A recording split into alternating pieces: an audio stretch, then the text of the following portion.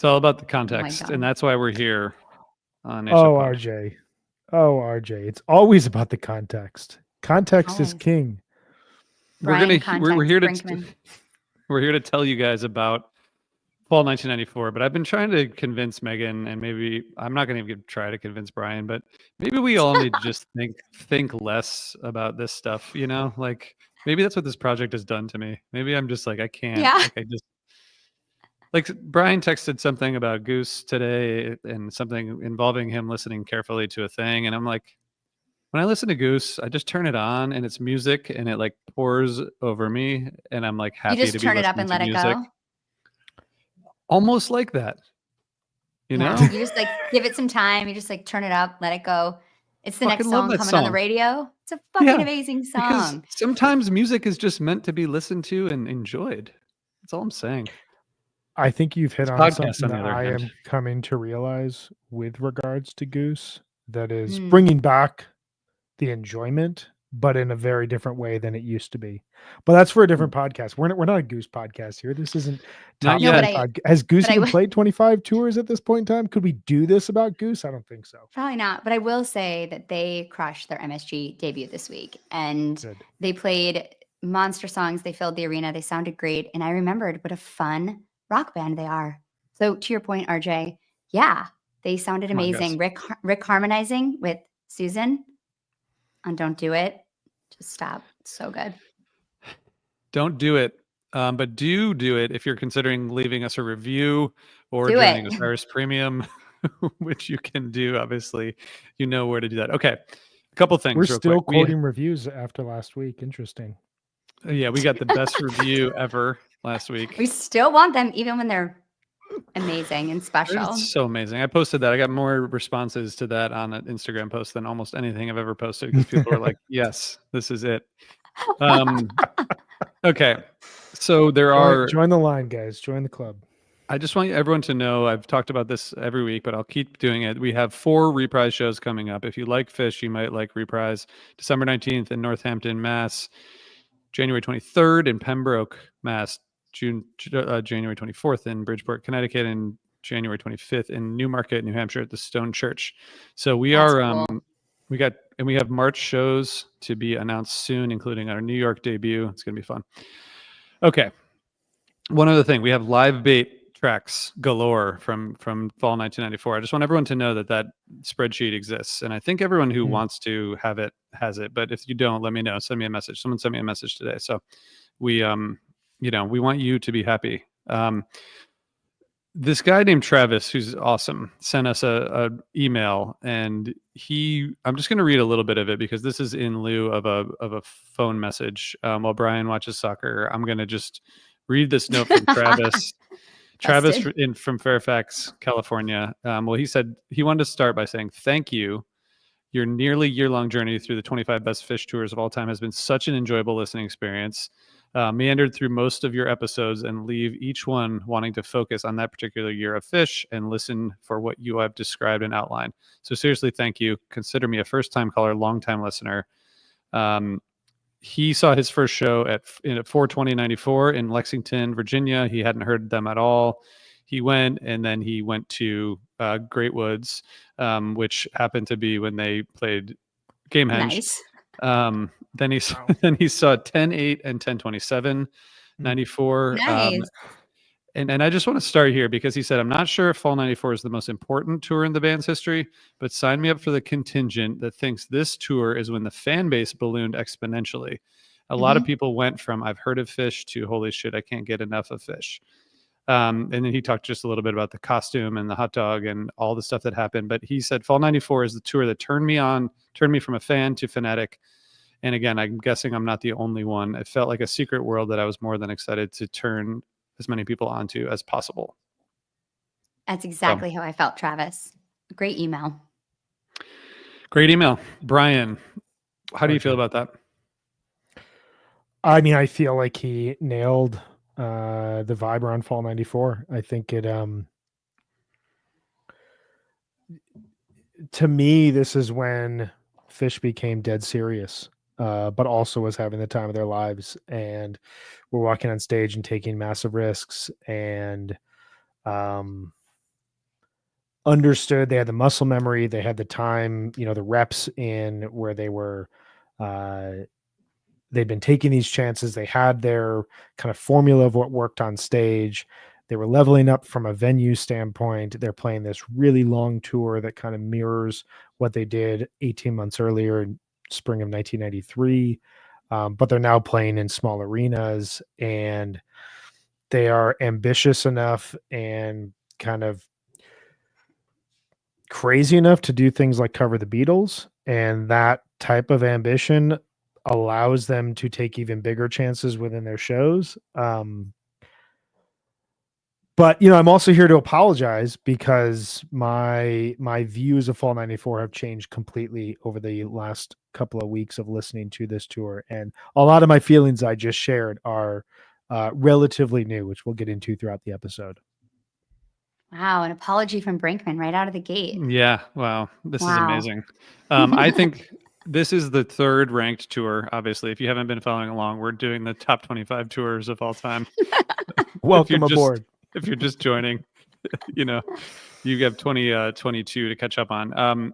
This is ranked number 5 by fans. It was ranked number 3 by us. I think it's appropriately ranked, perfectly right there, exactly where it should be at number 3.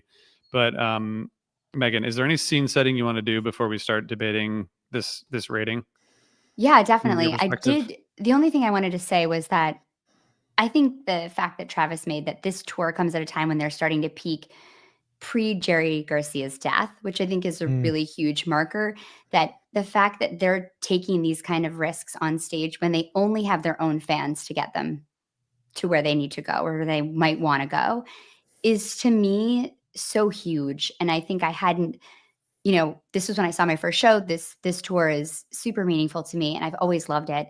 I think there's such a tone to it and such a special feeling about this tour. And I have some themes that emerged for me that surprised me that I want to talk about later.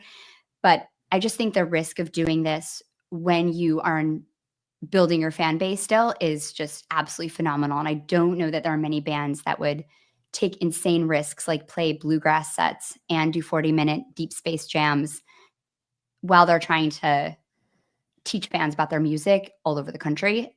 It's just pretty cool. And 10 months after, they had been deliberately trying to promote a very accessible rock album which they don't play on this tour. Which they don't really play on this tour to build off of. Had 4 come out at this point in time? Blues Travelers 4 come out at this point in time? I think 4 and Under the Table and Dreaming had already been released at this point. I'm going to double check this, but this is the jam band pop moment, Totally, and Phish is clearly at the early part of Fall 94 listening to a label doing what they quote unquote should be doing to build that fan base. And to your point, Meg, they're taking chances and they're taking risks that I don't know of a lot of bands that with all that pressure and all that potential are willing to take at this point in time. And without that, who are they? I don't know. This is career defining stuff. Brian, I want to just note both those albums came out during this tour. So, or September, October. That's wild, really. So the vibe is in the air. They know Popper, they know Dave, they know what's going on and how, and they can probably see those records and those singles climbing as they're why don't we play Tweezer for 30 minutes and just infuse a bunch of weird noise sounds while those guys play their singles each night, Megan, I just want to say a couple things about 94. I don't know if you want to talk about the year in general, but I did. Yeah, I will. I'll do it after you. I just want to say that November, I guess all the shows on the entire tour were all being recorded in multi-track for the preparation of a live one. So they knew that they were being recorded in a different way, and that they were, I think probably after the Hoist experience, they were let's just put out an album of our live stuff. And it's an interesting thing to think about, because we know all the songs obviously that came out of this tour that ended up on a live one, but it's just an interesting thing to think about how they go into the tour, thinking about that, knowing that they're basically preparing album material. That's a really good way to put it. And they're to that point, they're preparing album material, but they also know that album material is from where they excel, which is the live stage. Right. They tried this very tight, kind of buttoned up rock and roll album. I think Hoist is great. This is but it's not it's a very different tone inside of Phish. A live one is like a proper Phish studio album, if you will, just in front of an audience, which I know is contradictory to say things like that. But, you know. Yeah, that's an interesting point. I hadn't really thought about that, but it's so true. Yeah. So do you want me to give a little rundown on 94? Yeah, sorry. Is this Do the you want to do moment? that? I think Yeah, it's I'll the do it time. now. I have a couple of quotes from Trey interviews from the fall of 94 that I want to share, but maybe we can do that, maybe we can do that again later. You can do it whenever you want, RJ. Whenever you want. You just tell me when you want to do Whenever it's contextually appropriate, all right? I think it has to have context. I think I'll wait. Go ahead, Megan. Okay. I'm prepared to hand the mic over. Okay. Yeah, this is the 7th year in a row that they've played over 100 shows a year, which is just bananas if you think about it. Hoist comes out in March. They do 2 full country loops this year, so one in the spring and this tour that we're talking about in the fall.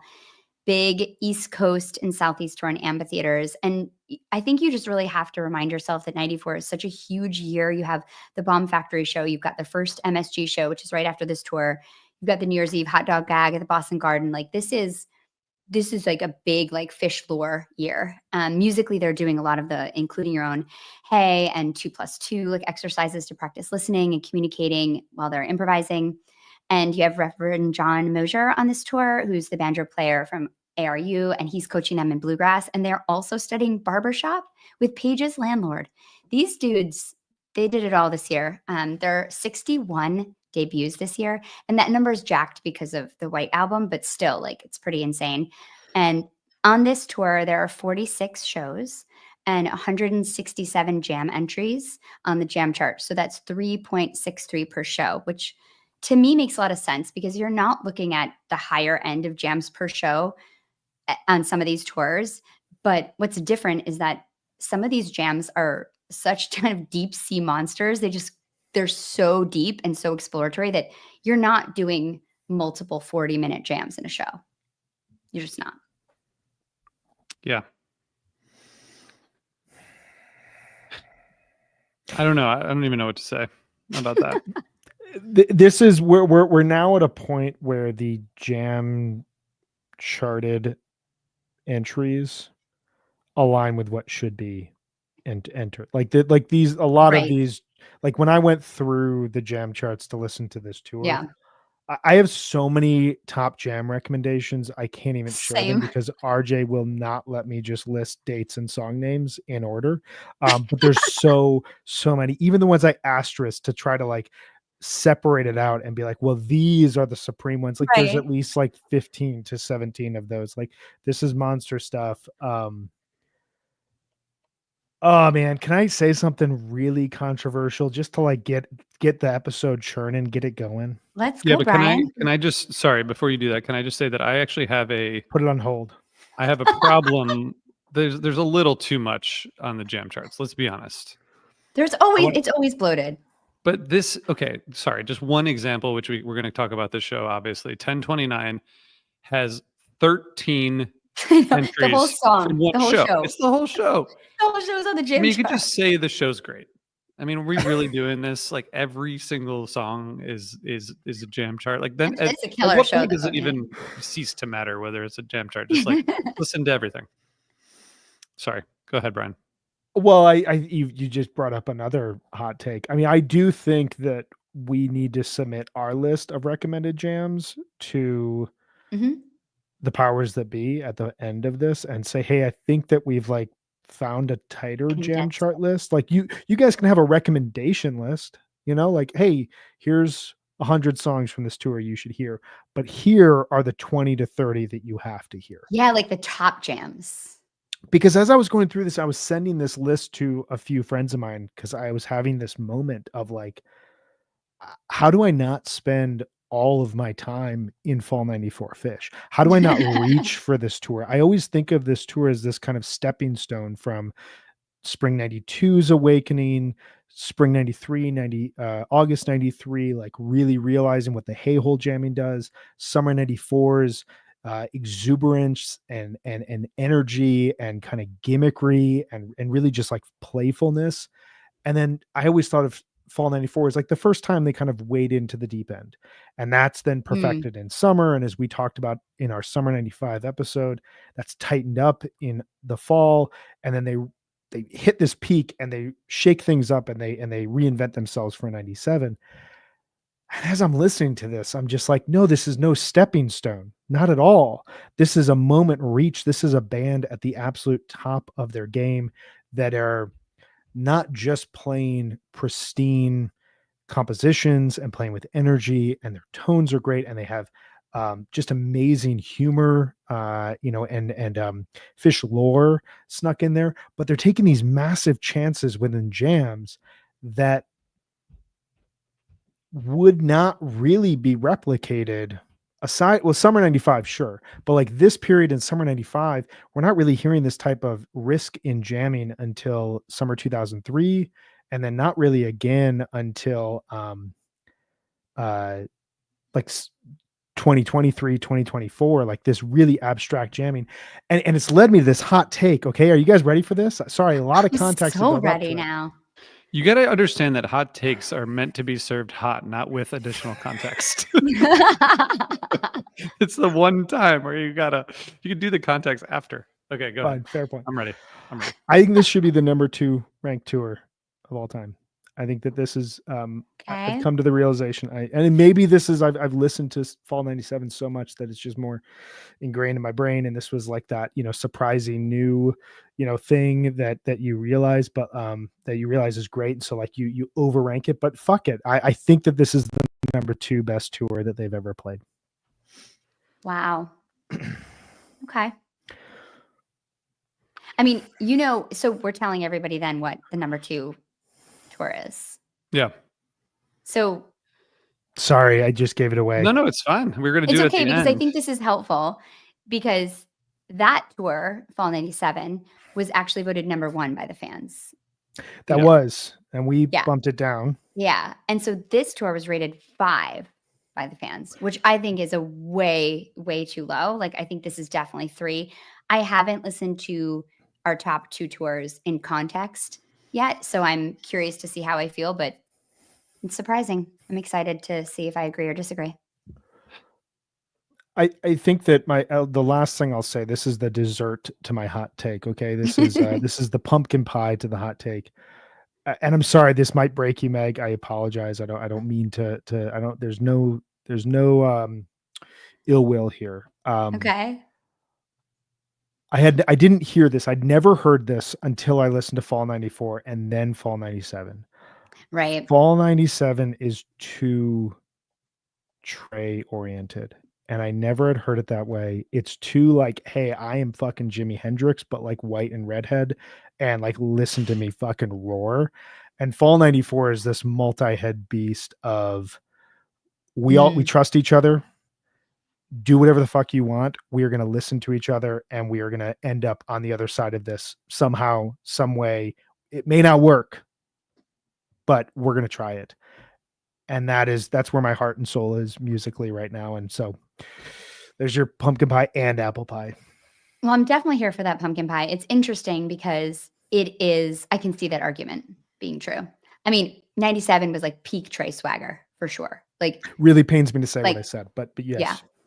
Well, we'll see. I'm not prepared to debate that yet until I listen to it. And unlike you, I'm not 5 tours ahead or whatever.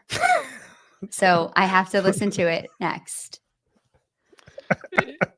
What did Teddy Roosevelt say about competition, Meg? I don't know. What did he say? Yeah, He takes a pleasure joy. on it. Yeah, exactly. He did say that. That's why I'm trying to help you guys out here. We can't even talk about this until next week because we have to talk about this in the context. Next week, we're doing a draft next week. Come on. All right, true. 2 weeks. Oh yeah. 2 weeks. I have a lot of extremely well thought out counters to your argument, but I'll just let your hot take. Yes. marinate. Let it sit. Let it marinate. Good. I think it's good. Until 2 weeks from now. Yeah. I mean, it's interesting. It's an interesting take. Interesting. Yeah, that's a nice way of saying, hey, asshole, nice take. But I think there's also, Brian, this is much more your shit. Like, this is weird shit, and that's what you like. So I think that makes sense to me that might be your opinion. Yeah. Yeah. I think there's like obvious. There's obviously the audience kind of like, well, okay, here's what I'll say. I think that fall 97 is when the audience was the most enraptured with Phish of all time.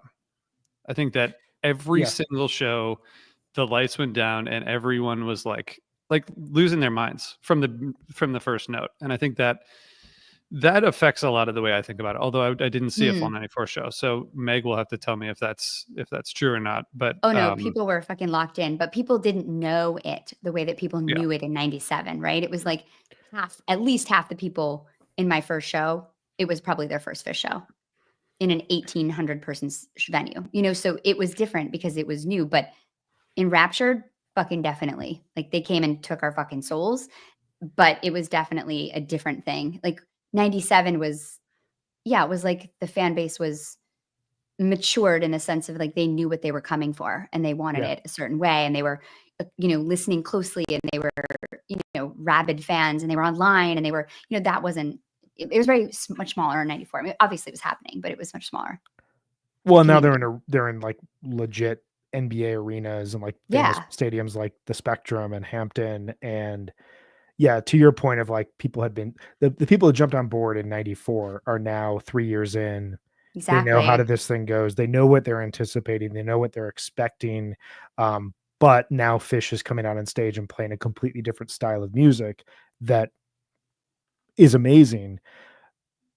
My only thing, and this is a correction from me from the past, is that this is not a stepping stone. This is a band at the absolute apex of their powers, doing things that I will be listening back to whenever we're finished with this series, and I can actually listen to Phish, not with a project in mind, but more with enjoyment in mind again. Like, these are the jams I'm going to go to first. I think that I think that's fair. I think that the one of the things about this tour that the reason that I would rank it as number 3 and not number 2 or number 1 is that a lot of the cacophony that you hear in these jams are it's experimentation happening in real time, which I think is like great. But I think with the top 2 tours that we're going to talk about, it's not really experimentation. Like, there's evil Phish in those tours, but they're a little bit more like they know where it's not that they know where it's going, but they know how to do it. Yes. I see what you're saying. Like, I think that's a lot of this is like band practice still, some of these jams. Totally agree with that. Yeah. You know? I would agree with that. I think there's a couple jams in this tour, and I'd have to, we can talk through these as we go through, but where like it sounds like they're putting together jams from different songs within the improv, you know, where it's like, this is a slave jam. The tweezer from 12-9, like the slave, they lift the slave peak. Yeah, that's really, really overt. I think there's one longer one that is but that really... one I have a point about that I think is cool. But let's talk about jams. Can I talk about, are we talking about themes? Or are we talking about jams first? Only if the jam is theme. I have one additional theme to offer. So Meg, why don't you offer a theme? We'll see where that conversation goes. We're in no rush here. Nobody's on vacation or anything. No. I just finished trying work to get out to the sun. Me too. I think there's obvious themes. Like, one of the themes that related to what you were just saying, RJ, is like this, there's a sense of wandering that's very dark, and this willingness to go really deep, which I think is incredible. There's like an increased creativity with setlist and setlist flow, more freedom and ability to kind of move between songs, not just wild segue fests. But what really got me about listening to this tour chronologically was there's an evolution of narrative jams that start to hint at the emotional. In the beginning of the tour, there are no emotional jams. Like, the jams never reach this like moving, even when they're ambient, they're really spacey and breathy and dissonant and free and exploratory, but they never feel emotional. And by the end of the tour, it is unbelievable. They're actually finding emotion in this space. And it's so cool to hear it kind of develop. And when you think about how important emotion is going to become to Phish in their jams, especially like fast forward a long time, but you think about like 2003, or if you think about way into the future and like late 3.0 and 4.0, like emotion is such a huge part of what makes their jams special. And if you think of like the Ann Arbor Simple, or the Funky Bitch from Minneapolis, or the Bozeman Tweezer, or the San Diego Reba, they all have like really emotional moments. And even that 12/9 tweezer, it lifts the slave emotional peak for sure. But hearing them attach it to this really jazzy space exploration, they're learning in the moment how to bring emotion into jams, like how to take that hood moment or that slave moment or that fluff head peak and bring it into a wide open space. And I had never realized that before listening. I don't know if you guys heard that or if that comes through at all. Yeah, I think that is fair. Brian, go ahead and respond, but I'll jump in after you. Well, I think the only slight pushback I would have is I think the Rebas and the hoods up front are very emotional, but I think to your point, that's emotion within a confined space that That's then what I mean, creeps into the improv space. So I think as the more you talked, the more I was like, okay, I get exactly what you're saying here.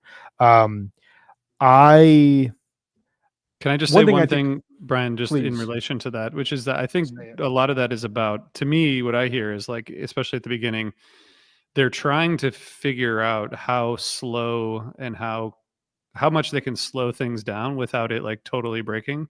Yeah, Like, I absolutely. think Totally. instead of going to that like major key place, it's like, let's just see how slow we can make this and then build Yeah. it back up. But I think later in the tour, it's the build-ups are then more related to kind of building up the emotion. It's like Yes, it's a journey. totally. It's a really good point because if you think about, so 2 tours ago we talked about August 93, and that is kind of the stepping stone to this in a lot of ways, and that is this big awakening moment. But I think one thing that we talked about that was perhaps a critique, even as we were praising these jams, was they were changing ideas within a jam really rapidly, but every idea change seemed to also garner more speed and Mhm. more like, look at what we can do. Look at how quickly we can play. Look how we can just turn on a dime and adjust. And it was a bit more showy. And I think to your point, RJ, you start to play these 6,000, 9,000 person arenas, and you start to hear what a note does when it leaves the guitar and it goes out into the room, and it distorts and it changes in a really cool way. And you can start to play with silence in the way that you can't at a bar. You Mhm. have to just keep Yeah. people going and keep people dancing. And here you're in this kind of confined space where the sound is traveling in a really cool way. And you're absolutely right. You start to hear them figure out almost immediately, like the 10/8 Weekapog is just right out the gates, has these like 45-minute segment of like weird noise and silence within a song as happy and peppy as Weekapog, and then they find it later.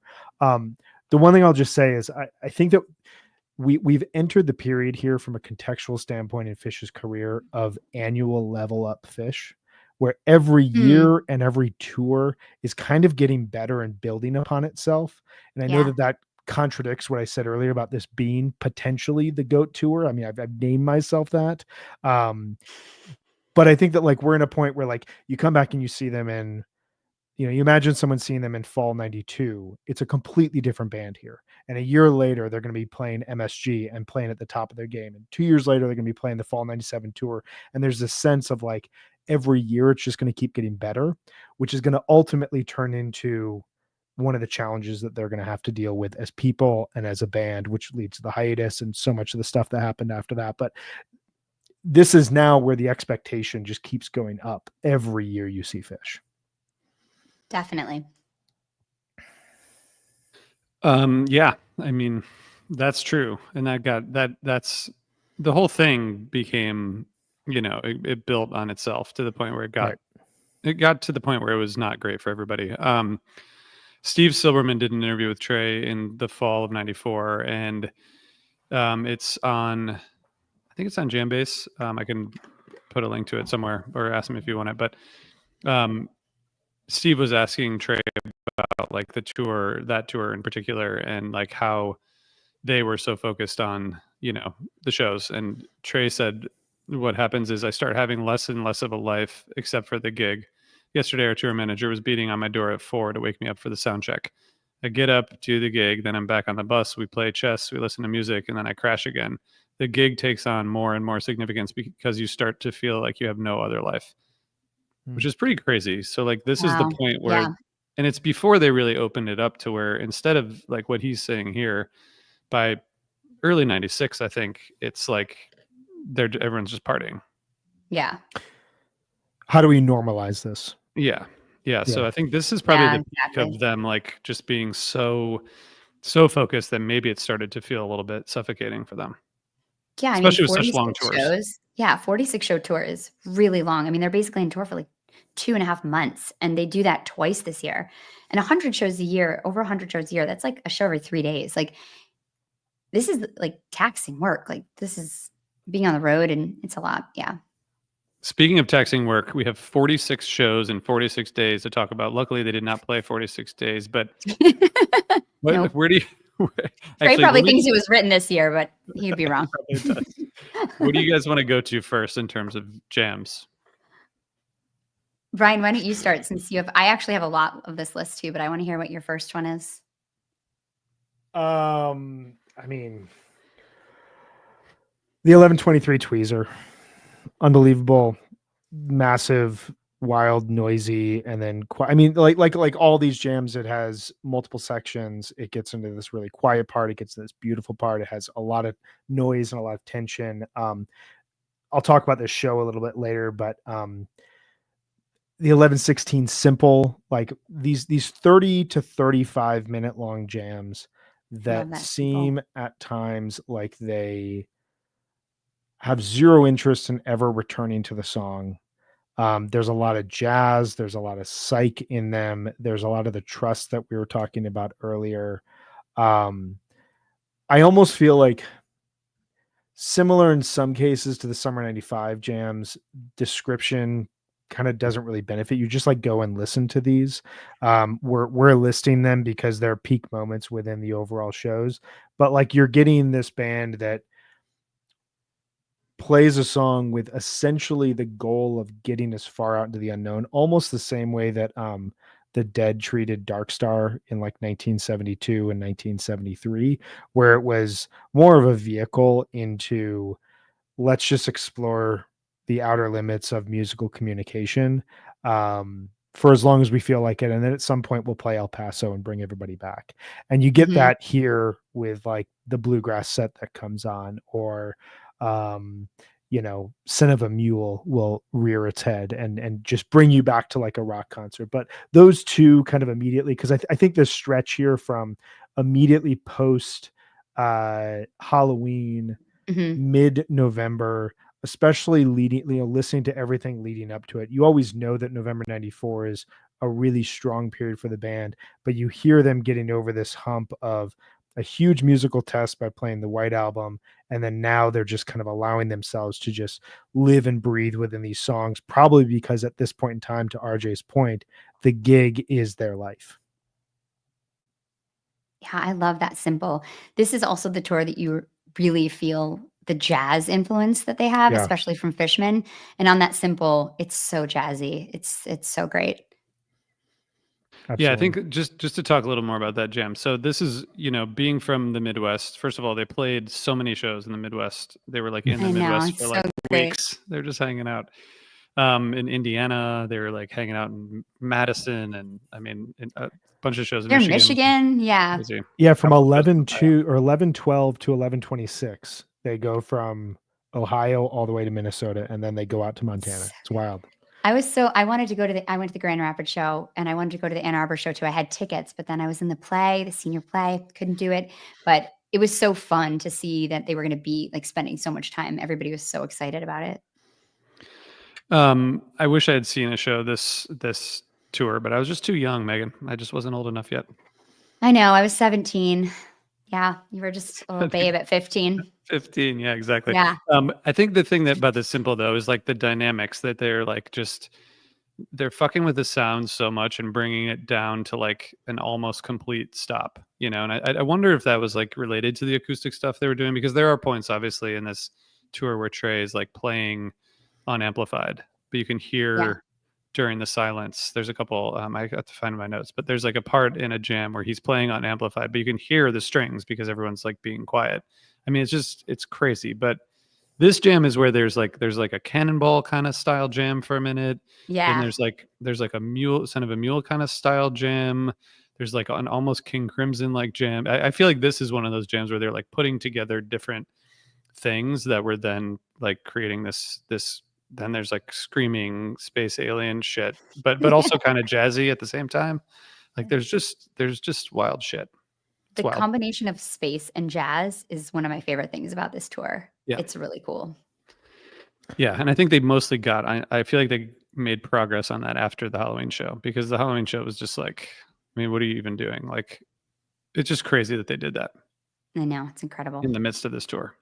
Yeah, like they're playing really well leading up to it. And I have a few, I have a number of recommendations from October that like the 1010 Tweezer, the 1013 Foam, 1018 Reba, 1020 Hood, it's like 20 minutes, but that's the one before the live one Hood, 1025 Melt.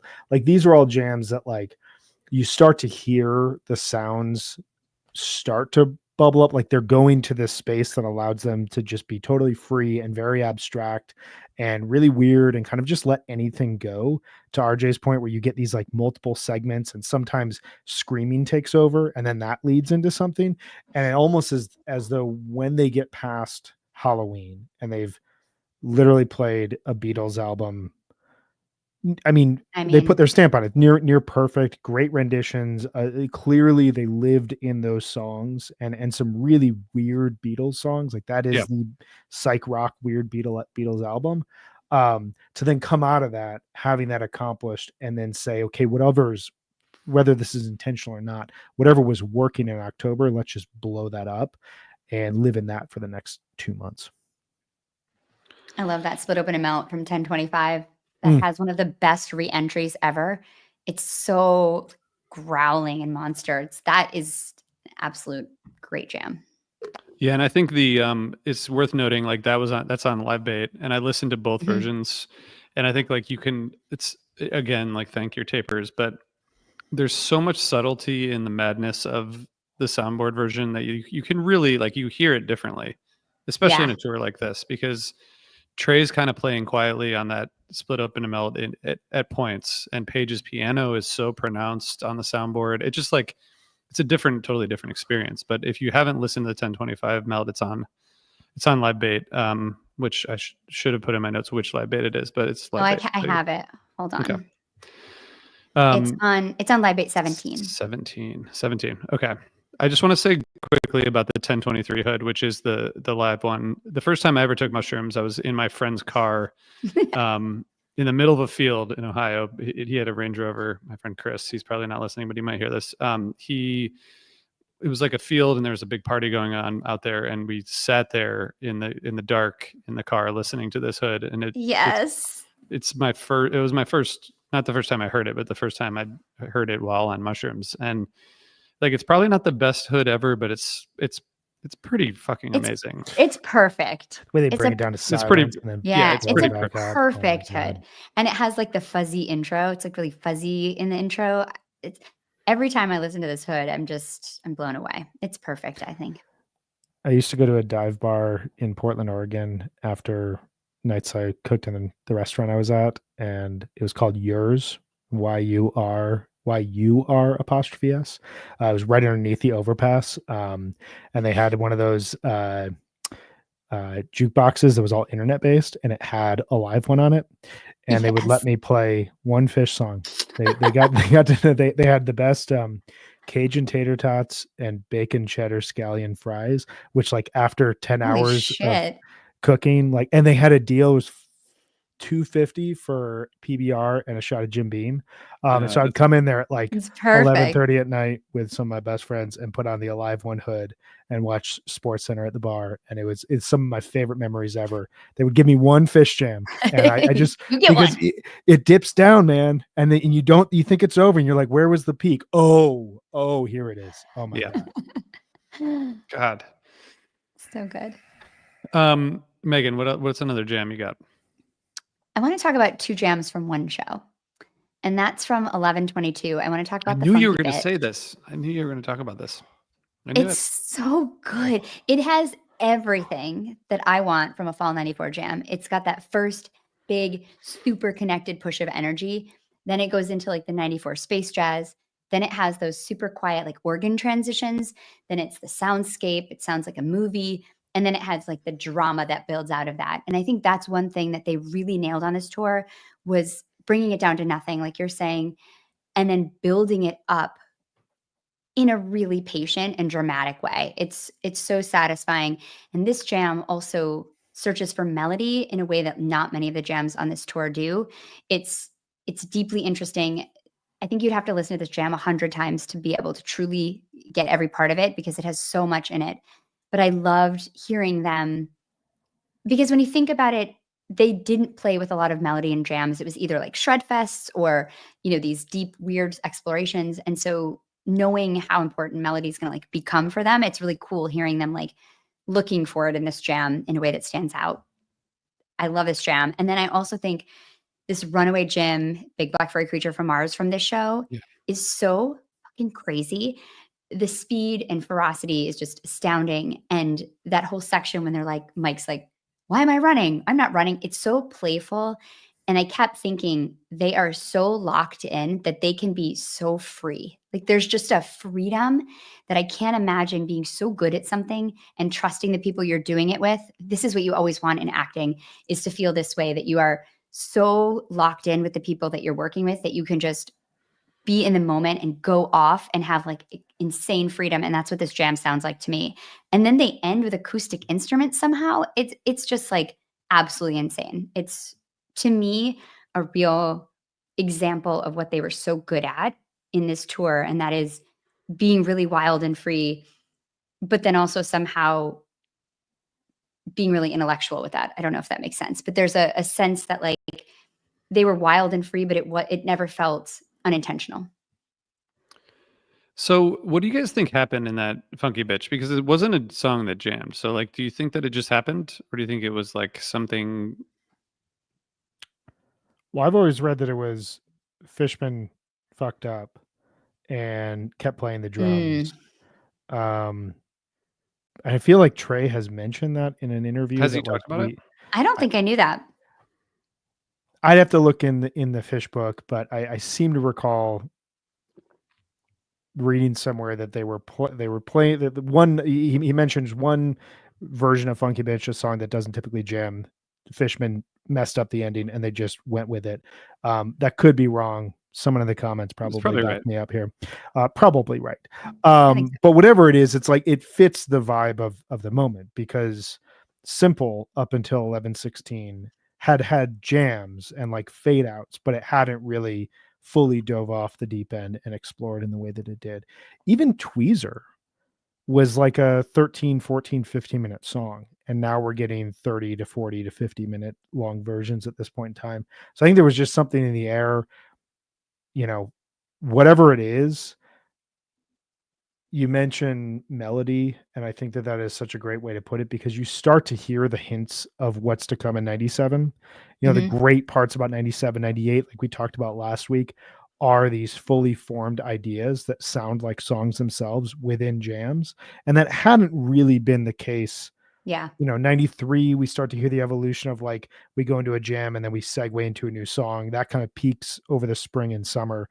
Now we're starting to find ideas within these songs. That's going to bloom over the next couple of years, but you're starting to hear it in this Funky Bitch. You even hear like a move towards kind of staccato jamming, knowing that if Mike is playing some really bulbous, just like out in front notes, and Fishman is on the snare and Page moves to the clav, that changes the dynamics of what Trey does, and that changes the dynamics about how the band plays, and they're really agile within those moments. And so you're just getting a lot of where the band is going to go all being realized. Like your comment earlier about band practice can be taken one of two ways. And I think that there's a real positive connotation to that, because inviting fans to hear you almost rehearse in the moment and realize things is something a lot of bands would never do for you and would never give you that access. And they're literally giving that to you on a night to night basis. And you hear it listening to this tour versus listening to these other tours around it.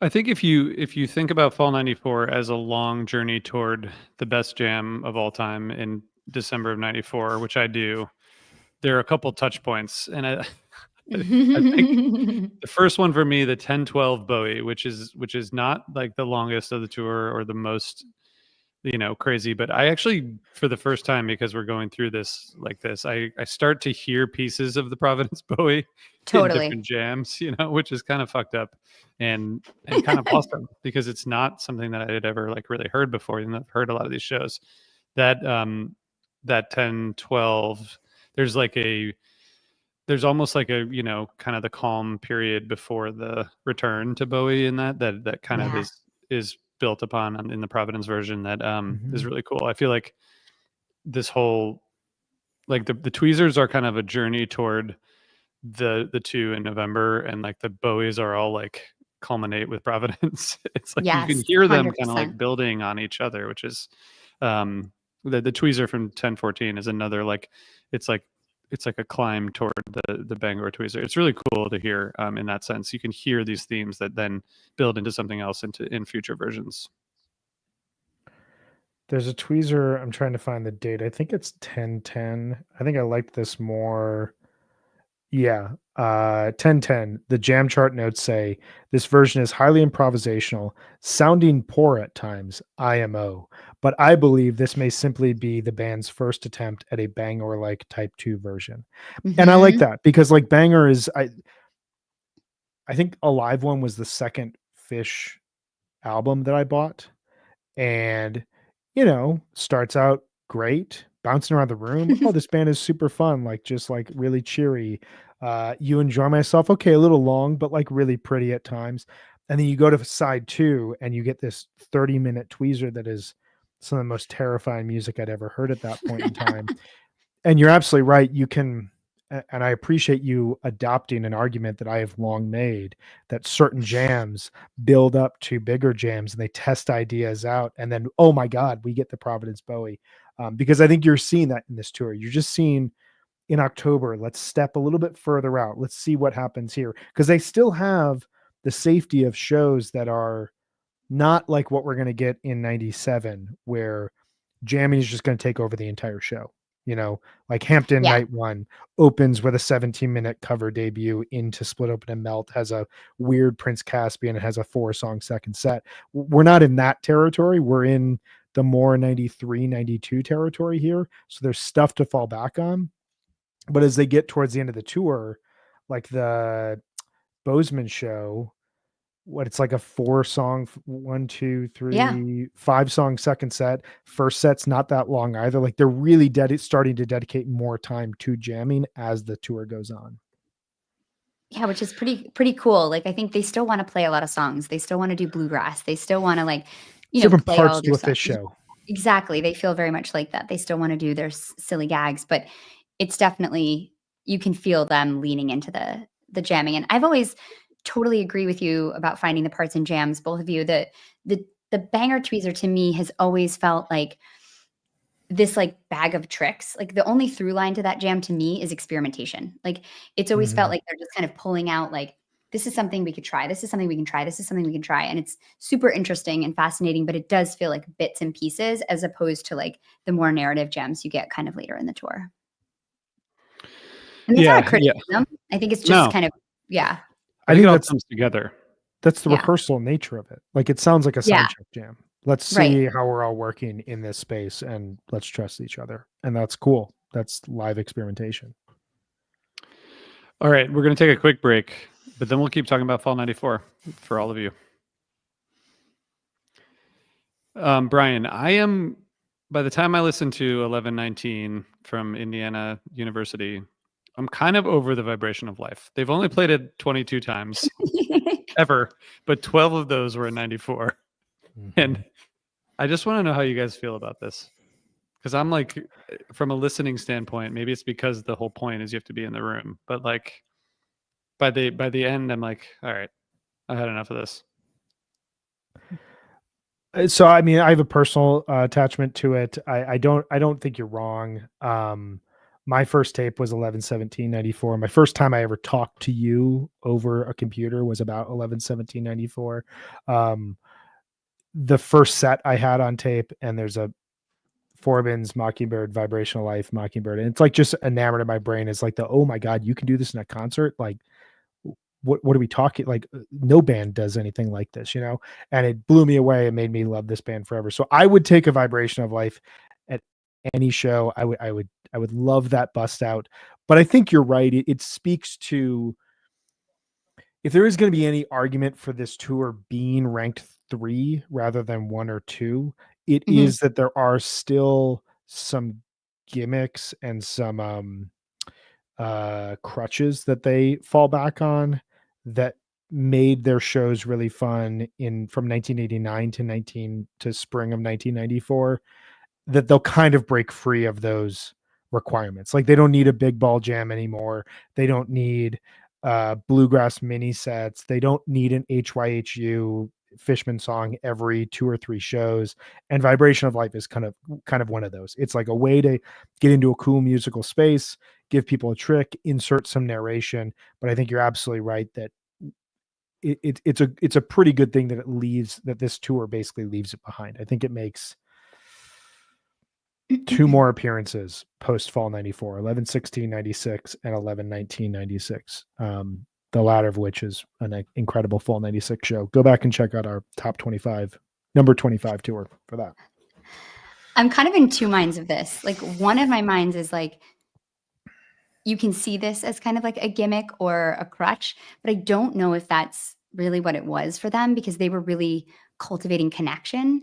And I think that's kind of what a lot of those gimmicks were a way to connect to the audience and to bring people in and give people something to talk about or that they could expect to hear.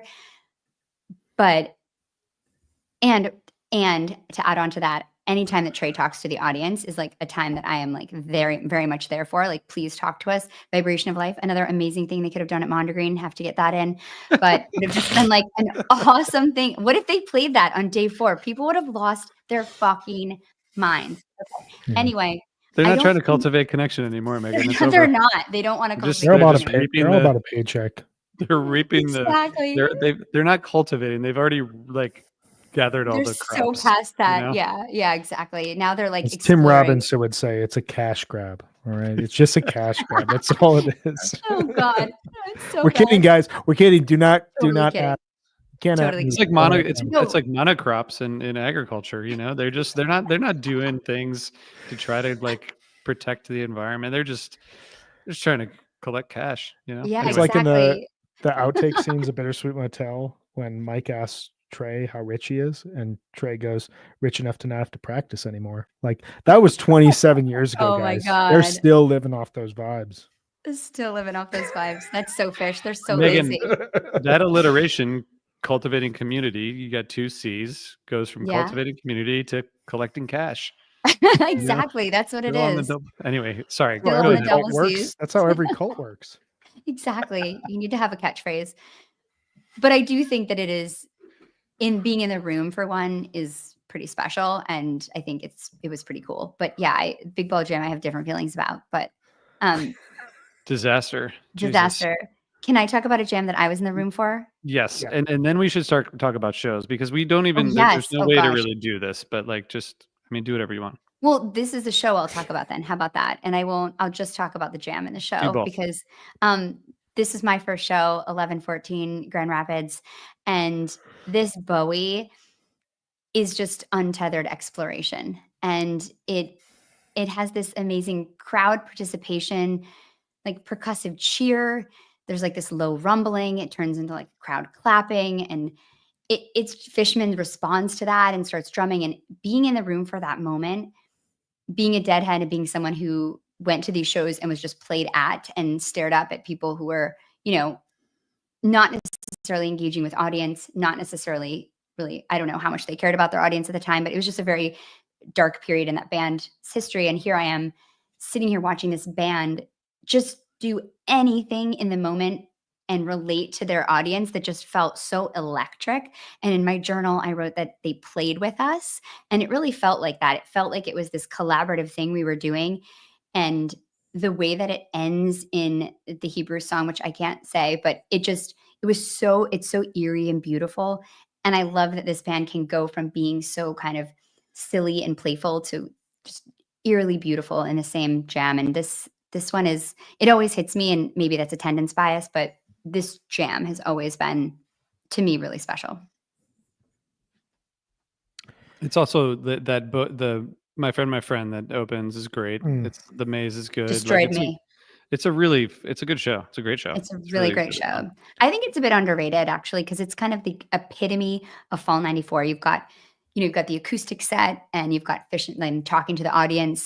Fish comes out with the mandolin, and someone's like, "I love the mandolin," and Trey's like, "Fish is going to play you a solo because you love the mandolin," and then he plays like a little solo, and it felt so engaging, and the whole show was just, it was a moment that I think really captures what Fall 94 felt like. You have like one big kind of huge jam, but then you have kind of interesting moments and other songs sprinkled throughout. You've got the bluegrass. It's kind of a perfect little snapshot. This is actually one of my recommendations for an archival release. Brian, I want to thank you, Megan. Brian, I want you to talk about a show next, but I want to posit something to you guys, and I want you guys to react to this. Another like number 3 versus number 2 thing. We're splitting hairs at this point, but the other thing that I would say is that I think this tour I think they get tired at the end. I think there's like 4 shows at the end between 12-1 and 12-8 where like not a lot happens. And I start to and maybe I'm getting tired of listening to it, but it's like, no, you're right. Okay, like another you're split totally open and right. melt craziness. It's like, oh, everything's crazy and Antelope gets weird, and like I think this Fall 97 is a lot shorter. So, maybe the number of quality shows is exactly the same, but I think there's a point at this tour where it's like, okay, I'm like, I think they're ready to take a break. There's another tour we're going to talk about that has a similar buildup, closes a bit stronger, which may be part of the reason for this. I think that if you look at, they took that break. They played Halloween, then 11-2, 11-3, 11-4. And then they took a 8-day break, and they come back. And I think from 11-12 in Ohio through 12-1 is that Washington or Oregon? Oregon. That's yeah, Oregon. Mm-hmm. That stretch, there's an argument that you just release a box set of those shows. That like it's a 3-week encapsulation of some of the strongest Fish that you will ever hear, regardless if they're jamming in songs or not. Everything is worth hearing. And then I agree with you. There's a really good Bowie on 12-2. There's a good Weekapaug on 12-6. But outside of that, the jam charts are pretty light. And if you go through the set list and you start to kind of just like pick around a few songs that have worked in past performances, it's like the 4th or 5th best version of a standout song. Yeah. Which is still good. Like November, December, October 94 is still really good Fish, even if it's not mind-blowing, but you're absolutely right. I do think though they end really strong. The 12-8 Simple Catapult Simple is really fun and really kind of groovy in a way that you aren't necessarily thinking of Fish at that point in time. The Reba from that show is really nice. But then 12-9, Meg, you talked about it earlier, but just as another bump, the Tweezer with the Slave to the Traffic like jam, you're starting to hear a lot of these ideas be combined. And in a way that there's no argument here. It's all going to be showcased on 12-29 in a hood jam within David Bowie, but also the Lassie jam that kind of shows the weird psychedelic playfulness of Fish, the like speed that they play going back into David Bowie. They're starting to take lessons from what has worked versus what has not necessarily not worked, but like let's push out a lot of the crazy sounds and let's coalesce a little bit more around melody and groove. You're starting to hear that by the end. Okay, well, I can't believe we don't even get to talk about the Providence Bowie in this series. It's sort of like, well, we have to do a best run series. Yeah, come back. Where we rank the runs. We're going to do that in a couple years. For a future series at some point. I would contest your classification of that jam as a hood jam within Bowie, but we can talk about that another time. Contest? What? Brian is shocked. I view that whole entire thing as much more of like the 7-10-99 Chalk Dust, where they're in this thing that is new and unique, not that they're like adapting a jam for another for another thing. Although what I said earlier is that they were doing that all fall tour. So, luckily we don't have to talk about it, so I don't have to defend this. Well, far be it for me to challenge you on this kind of deep listening and intentional playing. So I have a jam chart in my house. It's hanging on my wall. I know you do. I know. Okay. Used to be right when we walked into your house in DC. It was amazing. Yeah. Can I just talk about the 12:10 show real quick? Because yeah, the only part, I think that's the highlight of that last week for me anyway. I think there's but it's mostly the end. Like there's the Slave, which has this like end of tour kind of bittersweet feeling. Yeah. And then one of my favorite Phish moments of all time is that Chalk Dust Torture reprise. Like I remember the first time I heard it, I got it on tape, and I was like, first of all, you see Chalk Dust Torture reprise on a tape cover, and you're like, what the fuck is this? Like it's so it makes you listen to it, but like I probably like fast forwarded through all of the side 2 of the tape to get to that, but it's so heartfelt and like really a great way to like thank the crew, but also so fun, and the way that they're like, with the way that they're playing with the song, and they've done it since a couple times, but it's just, to me, it's one of the most like charming moments in Phish. Like they're clearly trying to thank, they're trying to like do it in a way that makes it very heartfelt, but they really can't because they're just like too goofy. So they're kind of like fucking around and they're like chanting Amy Skelton's name, and the whole thing, it takes you back to that period where like all these people were working really hard. They did a 46-date tour all across the country, and Trey's like just trying to make sure he thanks everybody, but also to the tune of Chalk Dust Torture in a different way. It's just so weird and so fun, and it's like I fucking love it. I love it so much. It's so fishy. Yeah, I mean, it's honestly one of my favorite chordal progressions that they've ever written. Just like to take this heavy rock sounding Chalk Dust Torture and turn it into almost like a 70s after school, sitcom. Like it opens with like everyone's like faces and whatnot. I mean, I got my first one in Mexico this year, which only added to the brilliance of it. I think I jumped like 10 feet. I don't think I've jumped that high since I was 12 years old. Like I just leapt off the ground. I was so excited. Yeah, it's one of the best. Only the 4th ever, Brian, that you saw. Yeah. I've been lucky. I've been very lucky this year. Been blessed. Could have done that in Mondegreen too. I was just gonna say. Could have played that. I mean, there's literally. I'm gonna stop, but there's literally like 45 songs they could have played that would have blown people's minds that day. But it's fine. I've mentioned like 100 of them on this tour. Trey just wanted to sweat in a black T-shirt with a black. Take your jacket off. Button down. Yeah, black jacket. He wasn't even wearing a button down. It was 100 degrees out and with like 98. His hair humidity. Was like out to here. It was really funny. No, it was intense. Megan, I want to start. Go ahead, Brian. I was just going to speak about a show here. Do it. That I think we all agree with. This is on my list for official releases. I talked about the Tweezer already, but is 11/23/1994 from the Fox Theater in St. Louis. You just get a really great set list. Wilson, Sparkle, Simple, Ice, Mind Left Body, Ice, If I Could opens the show. That's a great run with high energy songs. They're all playing really fast. Weirdness and Mind Left Body in the middle of its Ice. And then If I Could, a song that they were, you're starting to hear them lean into more heartfelt songs in a really authentic way here. Oki Pa, Susie, Divided Sky, Amazing Grace to end the set. The second set, though, I mean, this is just outstanding. Maze, Fee, Mule. I don't groan yet, okay? Tweezer, the aforementioned Tweezer that I was talking about. Life Boy to follow it up. But then you end the set with You Enjoy Myself, Vibrational Life, You Enjoy Myself, Tweezer Reprise. You get Tweezer Reprise right after a huge and outstanding You Enjoy Myself. And it means that this second set has 2 recommended jams. Like these are 2 big Phish songs that are big performances right here. It's just a lot of music that you really need to hear to understand this band's evolution, all contained in one show. This venue will also go on to be the site of the most overhyped Phish show, maybe of all time, at least until that point in time. 6/14/2009. I'm blanking on the exact date, but they were going to the Fox Theater. It was going to be the biggest Phish show ever. They're going to play weird, crazy music, and they played a very standard show because it was June 2009.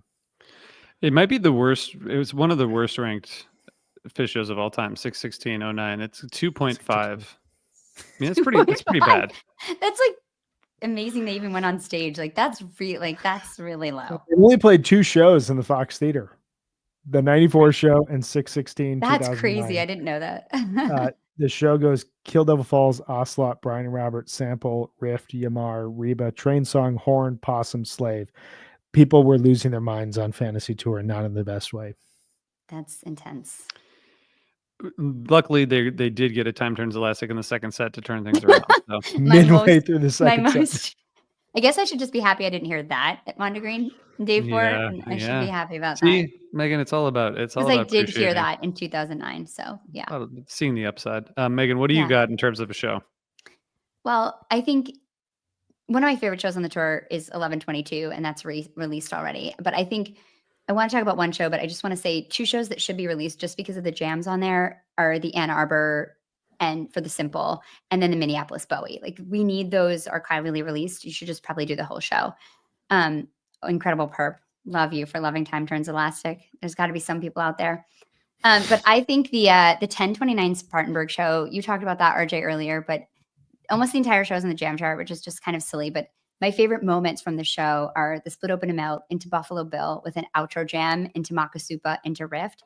That sounds insane, but only Phish could combine these 2 random songs and segue them so beautiful. The way that Buffalo Bill goes into Makasupa is gorgeous. And it's just, you wouldn't think it out of these 2 that this would happen. Like I remember when we were in Europe in 96, this guy bet Trey bet this guy that he wouldn't jump off a bridge in like this little town in Italy. And he's like, well, if I do it, will you play a song? And Trey's like, yeah, okay. And he's like, what do you want me to play? And he said, Makasupa. And I remember thinking like, that guy's an idiot. Like, why would you ever pick that song? But then you hear a Makasupa like this and you're like, well, maybe that's what he was thinking of. Maybe he was thinking of like a fucking super weird, cool 94 Makasupa policeman. So I'm going to take back my criticism of him, but that whole stretch of music is so interesting. And then I love the Man Who Stepped Into Yesterday into Sparks. It's like their own song into this just like classic rock. It's so good. And to hear that like space, that classic 94 space build into Sparks is one of my favorite moments of the tour. It's the whole show is great. As you mentioned, it's been released. One of the things that I realized at the beginning, listening to this, is the juxtaposition of Sparkle and My Friend as the first 2 songs. You take My Friend is supposed to be a happy song, and it's put to like really dark music. And then Sparkle is actually like a really sad song that's put to happy music. Yes. And you put those 2 together. I mean, it's just a really funny thing to listen to. Like, it's a really interesting way to fuck with like everything. But everything you mentioned, and the Down with Disease, I think it was the first, really like maybe the first 10-minute version. They played it a lot in 94, but not super far out there. But then into the Man Who Stepped In Yesterday, as you mentioned, and the Hood is just, it's just an embarrassment of riches in terms of Hoods. This tour, it's just. Like, it's great, but then you listen to 20 that are all amazing, and you're like, I don't know. I guess every Hood is amazing. It's hard for me to compare when they're all so good. But this, especially in 94. Yeah, exactly. The show is just something else. And this is also like the rehearsal dinner. This is the rehearsal dinner show. Yeah, this is the show. Like, this is the equivalent of when you go out the night before the wedding and you get too drunk and then you fuck up everything for the whole weekend. It's like 12:30 the night before the night. This is a night before the night. This is a very classic night before the night show. So you're good. Absolutely right. That's a really good way to put it. Because the vibe is there. That how insane is it that they played a show in South Carolina and then upstate New York they played their biggest show of the year thus far 2 days later? Are they insane? I mean, yes, clearly, but like, who was? I didn't even think about that. That's wild. Putting that together, you would imagine this show to be played in like Harrisburg, Pennsylvania. Yeah, on the way up. Right. Yeah. I mean, 2 shows earlier, you get Charlottesville, which I think should be officially released as well. This is a really great show. Wilson, Sparkle, Maze, Forbins, Vibration of Life, Mockingbird, Divided Sky, Horse, Silent, Poor Heart Cavern, Second set's got an awesome Disease, a really good tweezer. The encore, the Slave, Iculus tweezer reprise is maybe the best encore that the band has ever played. It's this 12/30/97, maybe a couple others, but San Francisco 2021 shout out as well.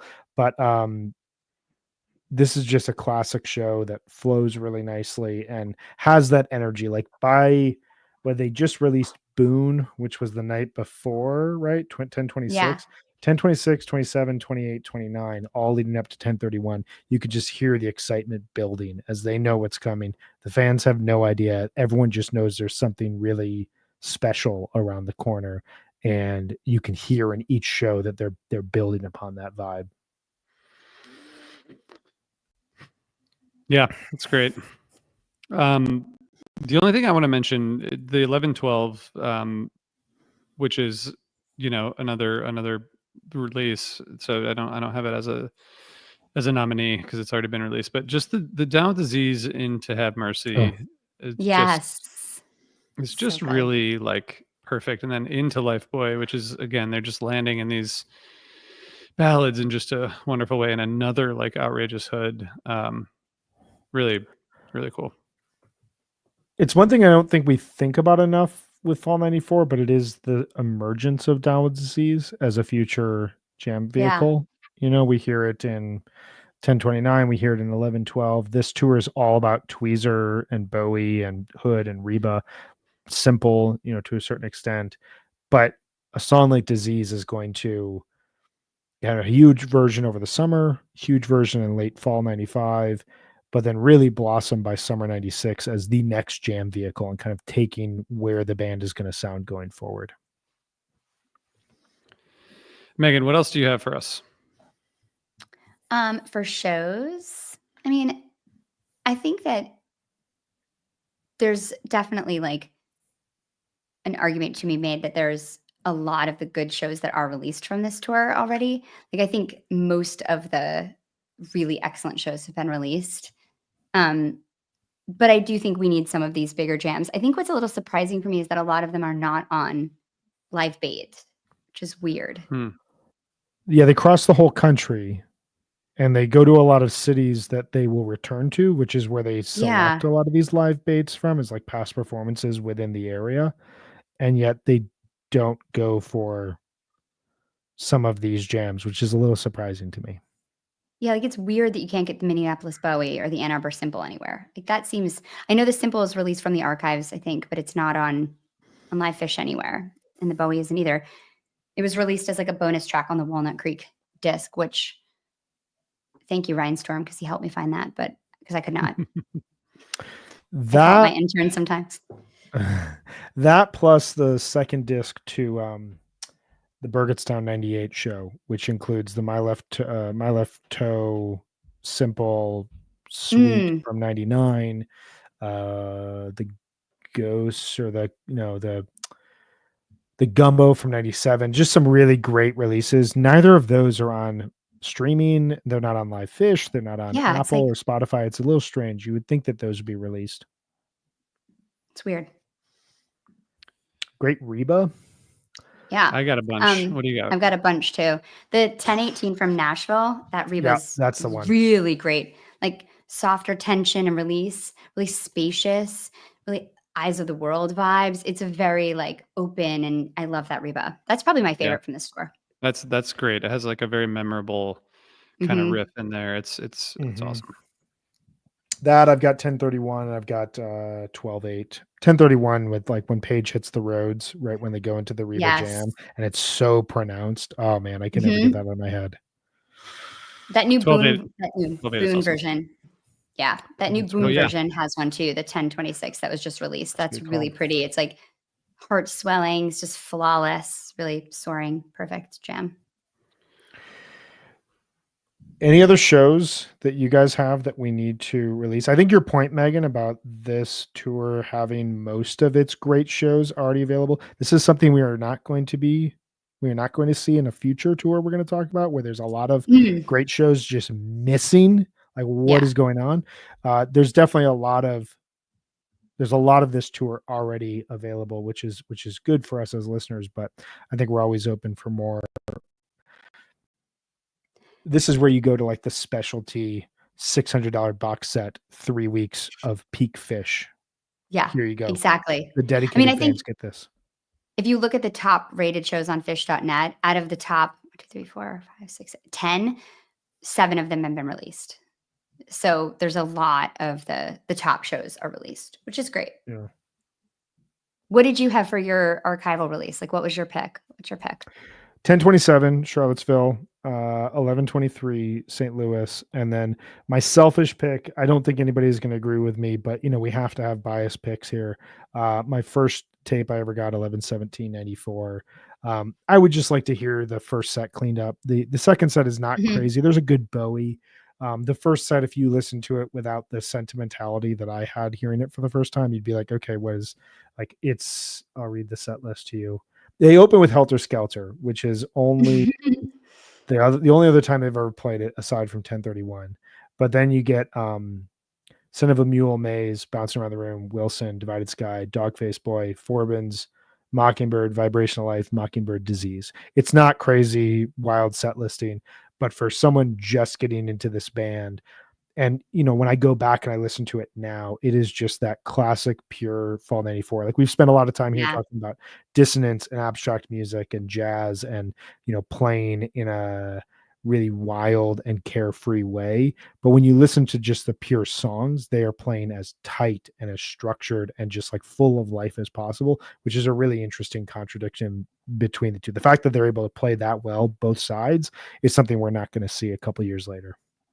Well, and that's kind of what you want when you see Phish now, right? You want them to sound really good when they play composed stuff, and then you want them to be really loose when they're jamming. It's kind of like the ideal Phish recipe for me.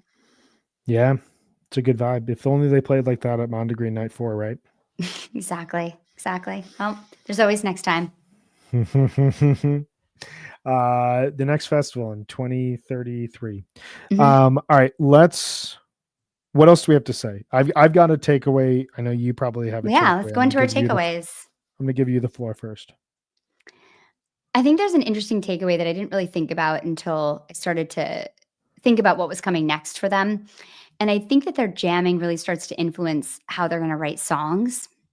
I think as the band moves more and more towards like exploration and darker jams, I think they want more songs that can give them like this launching pad for jamming. And I feel like the music written after this tour is simpler and more songs start to like emerge from jams. Like, obviously Story of the Ghost is very much like that. But I think there's like thinking about the albums that are going to come next to, they're simpler, they're more emotional, they're less like show-offy and silly and playful and fast. They're more dealing with bigger themes and emotions. And I think that's really cool. And I think that's also probably informed by their jamming. But I think my biggest takeaway about this tour is that even as they're just ascending to the highest levels in live music, they are going to play MSG, on this holiday run.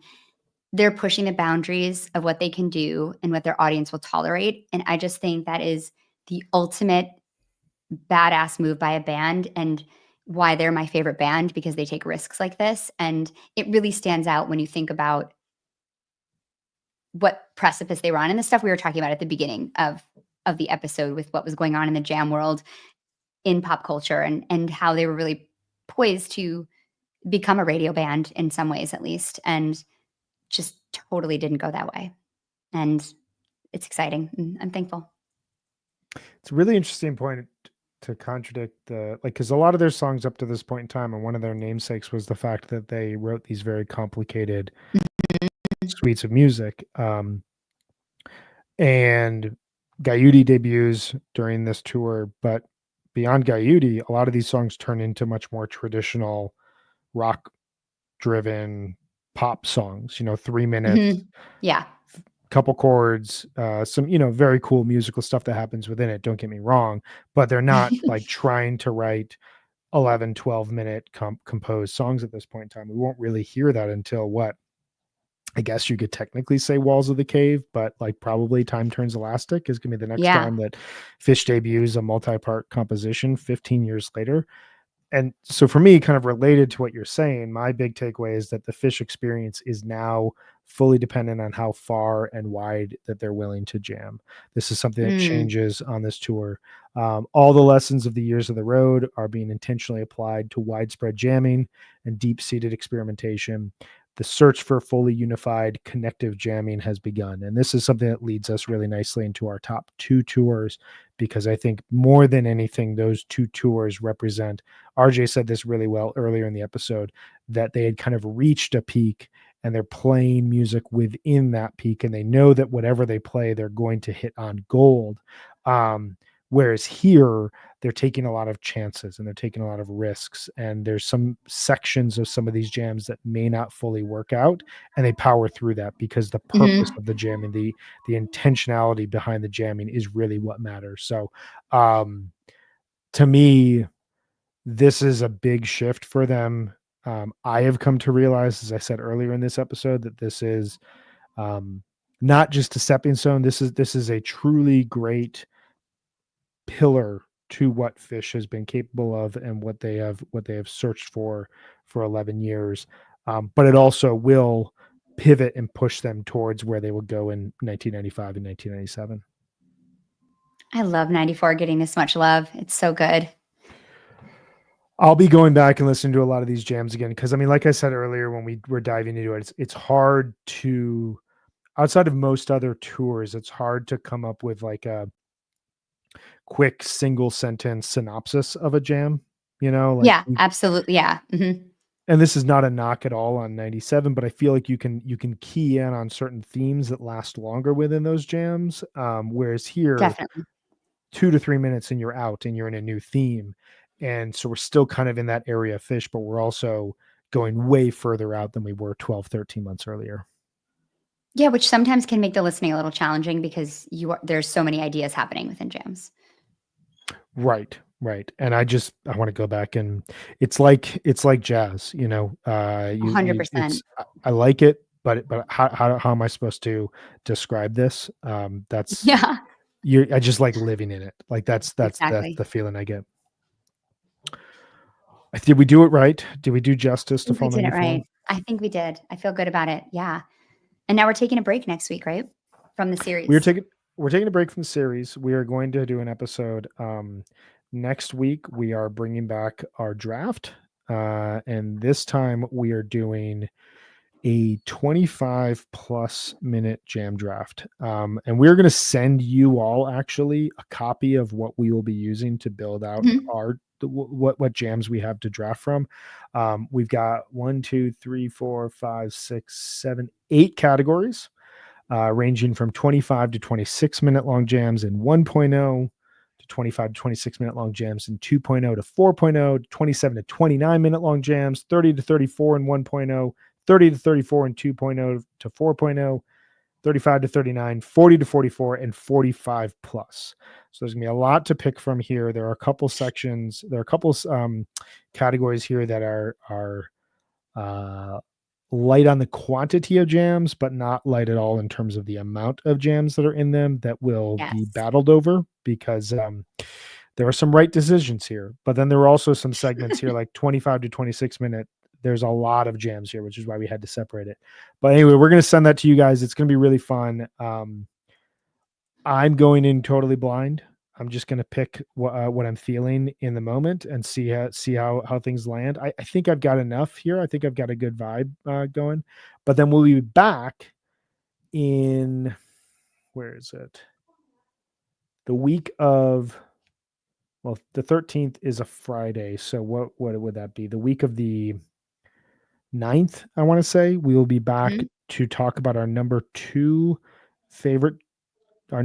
tour of in Phish history. Sorry, I can't talk after. I feel like Phish at the end of their tour right now. Megan, can you tell the people what our number 2 tour is going to be in our top 25 tours list? Yeah, we're going to break some hearts right now, but it is fall 1997.